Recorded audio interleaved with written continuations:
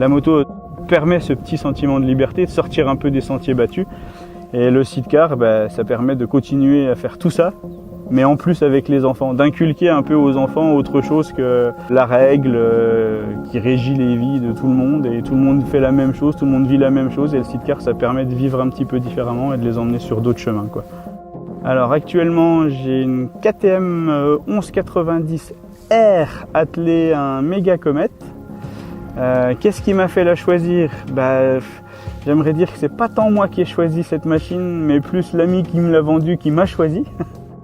Puis c'est magnifique, et puis ça me permet justement d'aller un peu plus loin sur les chemins que sur mes précédents sides où la garde au sol ne me permettait pas d'aller forcément jusque là où j'aurais voulu, quoi. Ce qui m'a amené au sidecar, c'était au départ exclusivement ma fille. Et le sidecar, ça a été le moyen d'emmener la petite et de continuer à faire les sorties moto avec les copains et puis les sorties familiales, quoi.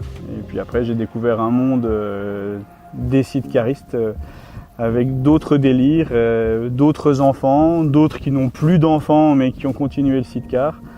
Et c'est une famille qui est, il me semble, plus soudée encore que les motards qu'ils le sont, à mon avis, de moins en moins maintenant, quoi.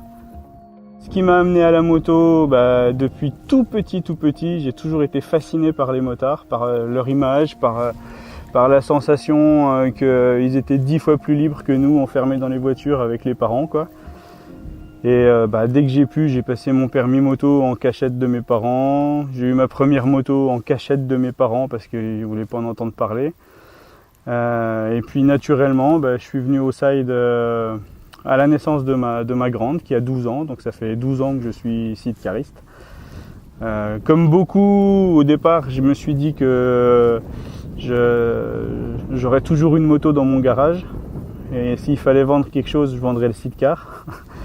Et le temps passe, et maintenant je suis persuadé que j'aurai toujours un sidecar et plus forcément une moto dans le garage.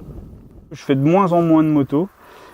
Par contre, je suis en sidecar à peu près tout le temps pour aller au travail, qu'il fasse beau, qu'il pleuve, qu'il neige, qu'il vente, pour aller faire le fou sur la neige quand il neige, pour aller faire le fou sur les chemins dès que ça devient possible, pour partir en vacances en famille avec remorque, enfants et compagnie.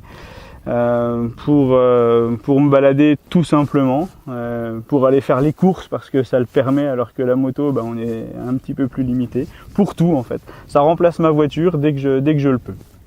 Alors je me suis lancé comme ça de moi-même, mais pas longtemps.